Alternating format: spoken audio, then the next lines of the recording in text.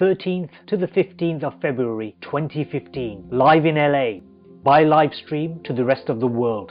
If Cupid didn't shoot his arrows into you, how would you know? Stop, observe, be with. There's something here. There are lessons to be learned. So what happens when we have that falling in love experience is that we have really a spontaneous enlightenment experience. Invoking the romantic mysteries.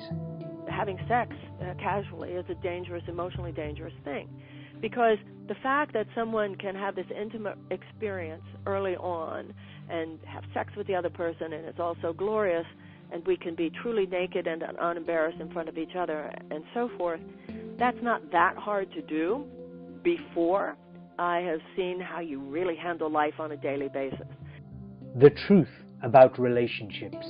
Relationships are never over, because the deepest reality in life is not the relationship of the body. So relationships are in your mind. You might not have seen someone for 25 years, but if you are carrying resentment towards them, then that is hurting you in your present relationship.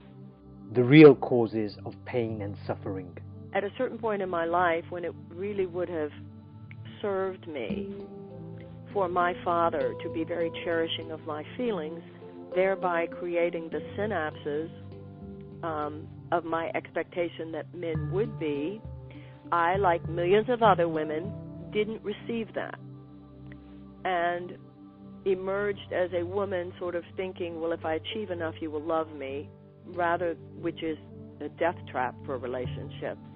And I was not really centered in a space of vulnerability and openness that I might have been if my father had been more emotionally present in a cherishing way.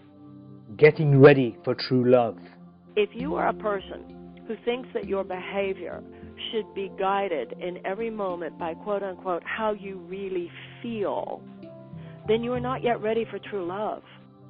Our nervous system has to be a container for the true self. Authenticity. There is a little voice inside all of us that knows more than the mortal mind, and it knows what's going to happen tomorrow. We all have that radio link.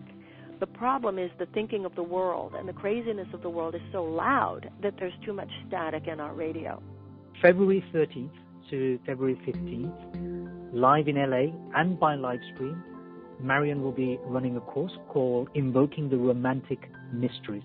Marianne, can you share with us what that course is about, please? It's talking about developing mastery. It's talking about making ourselves more available. Mastery at love and mastery, particularly the romantic skill set, making space for love, a deep inquiry into what is that line between vulnerability and appropriate healthy boundaries. What is the real masculine feminine dynamic, which applies to both gay relationships and straight relationships? What are the ways that we need to clear up the past and forgive the past so we can be fully present for love? In what ways are we holding other people hostage without realizing it? So the weekend will be a deep inquiry into this very kind of conversation, so that we become not only people who magnetize love, but people who know how to keep it once it's already been magnetized. The seminar is in Los Angeles, but it's also live streamed, so people can attend it, as it were, from anywhere, and can find out more about that at Marianne.com. Okay, so if you're listening to this on the web, then you'll see the link below. Otherwise, it's Marianne.com. This particular course, the Invoking the Romantic Mysteries in Relationships and Spirituality, how much of it is dealing with oneself so that we become somebody who's a great soulmate? So we're looking for the ultimate soulmate, but how much of this course is about making ourselves the ultimate soulmate? Well, I think all of the work is about ourselves. And in relationship, this is very important, because the ego mind will always say, you aren't doing it right. The ego, no matter what kind of relationship it is, the ego is like a scavenger dog seeking guilt in another person, shreds of evidence of another person's guilt. And this is a way to keep us separate from God, separate from love, separate from the universe. So it's always about ourselves. What am I not giving in any situation? So, yes, it's very much about our developing mastery, our developing. And, the more mastery I have, the better I play the game. The more I will magnetize somebody who's playing the game, doing the dance on a higher level as well.